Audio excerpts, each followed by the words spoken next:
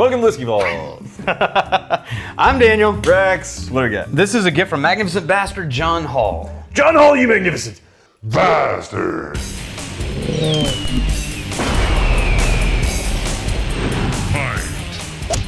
Okay. This came out ages ago. We're just now getting I to saw it. it from the back. It's like, wait a minute, that looks like the shape of it. It is. It's a Johnnie Walker deal. Johnnie Walker Blonde. What is so Johnnie look, Blonde? this is admittedly, even from them, meant to be a mix. A money grab. What? A mixer. Oh, okay.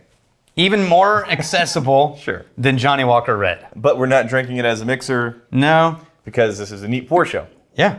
All right, yeah. Now, That'll be interesting for even the distillery to come out saying, you should look. mix this. Look.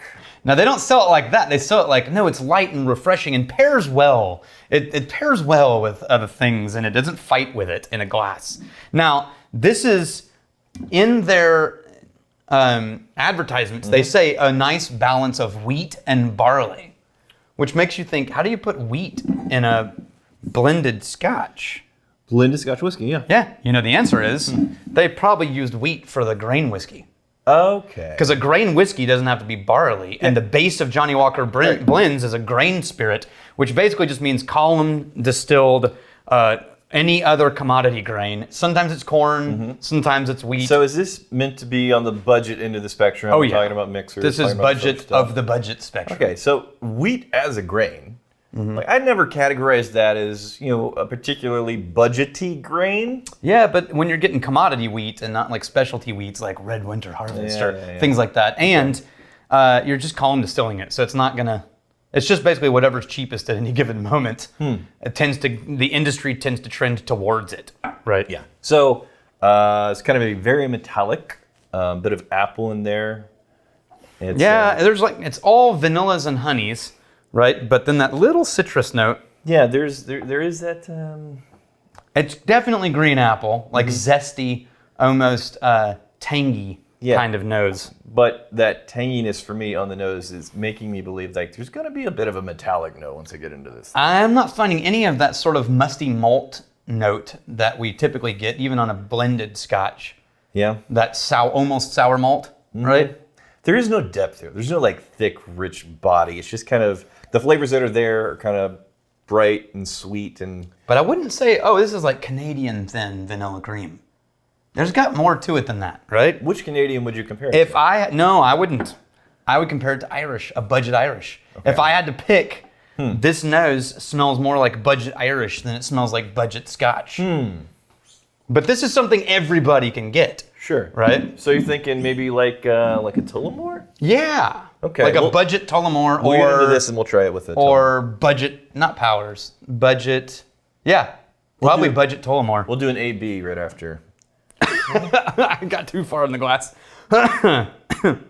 Yeah, it's wanting to be nice. It's wanting to be nice. Like, that's a nice little. But hold on, there's another undercurrent going on that it's preventing me from going. Wow. All of that undercurrent isn't in the palate. The palate is not as metallic as you would think, and a lot more honey cream.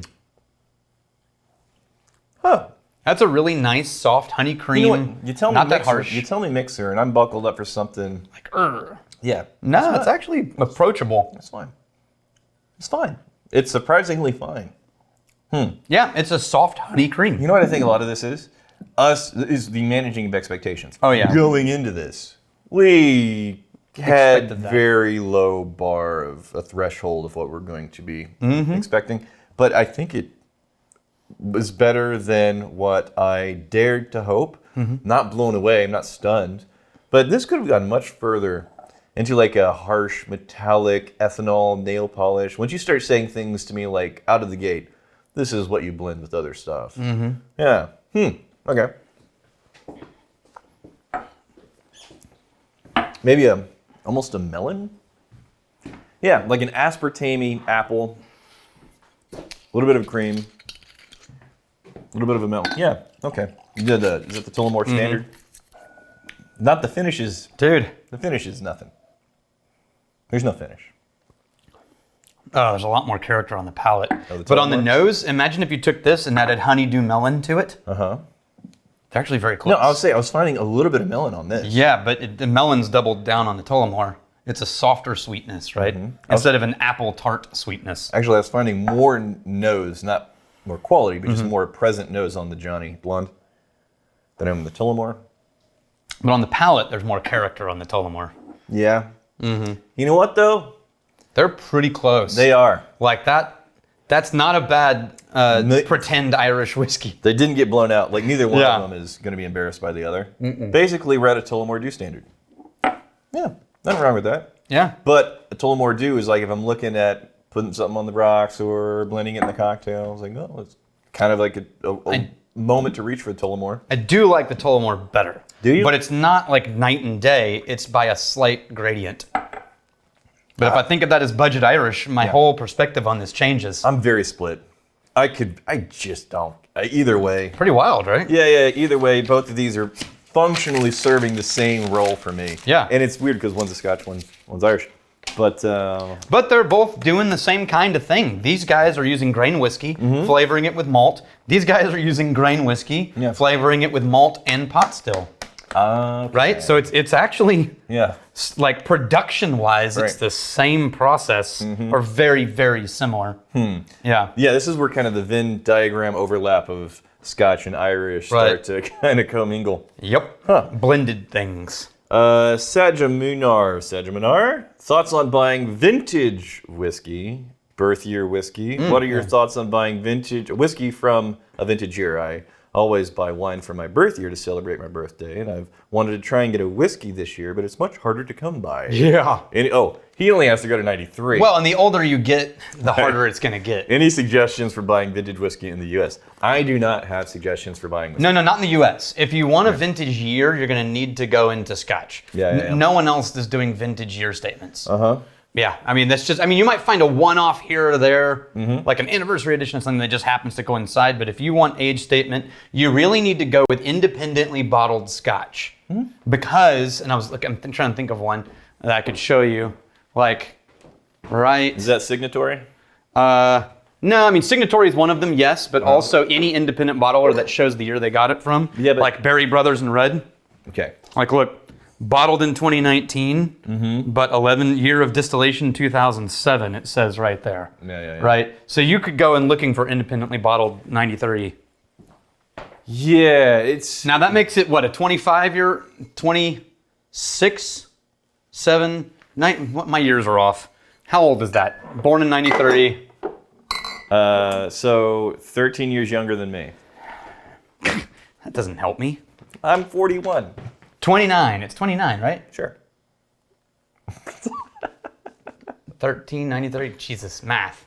I'm doing it in my head. I'm tired. Stimulated guinea pig, off-tasting whiskey. So I recently bought a bottle of Yellow Spot, and it tastes super weird. Kind of tastes like cork and is super sour. I know how a Yellow Spot's supposed to taste, and I'm sure that's not how. Has anyone ever had a similar experience that does this happen, or did I just have very bad luck? No, not absolutely. We actually had it on the show with It was... Dewars. Yep, it was the Dewars... Caribbean cast. Yep. And that was weird and different. We still need to circle back and do like we did. There was an episode where we A-B'd and talked about it.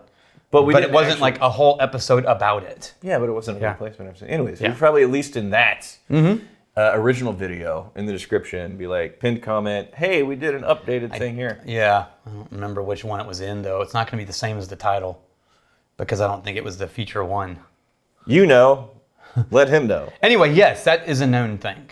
Yeah. That you can have for various reasons, cork problems or like, say a shipment went wrong or was in like weird temperature containers or something like that. You could have bought all kinds of different things go wrong. Yeah. But yeah, it's not common. I wouldn't say it's common. Yeah, it's less delicate than wine for sure. Yeah, even but beer. it definitely happens. Yeah. It's sturdier. It's harder to mess it up, but you can mess it up. How long has this been out? At least a year or two. I have never heard of Johnnie Blonde. I don't remember when they first announced the release of it. I didn't even know this existed until you put it down. Yeah. And I mean, obviously... You can go to specs, it's multiple front facing. Obviously, the reason why they put it out there is because they can produce more stuff at a lower price point, and if it's not good enough for the higher lines, then sure. Yeah. Make it the blended line. Yay. Fair enough? Sure. Here's to fighting, stealing, and drinking. If you fight me, I fight for a friend. You steal, may you steal your lover's heart. And if you drink, may you drink with us.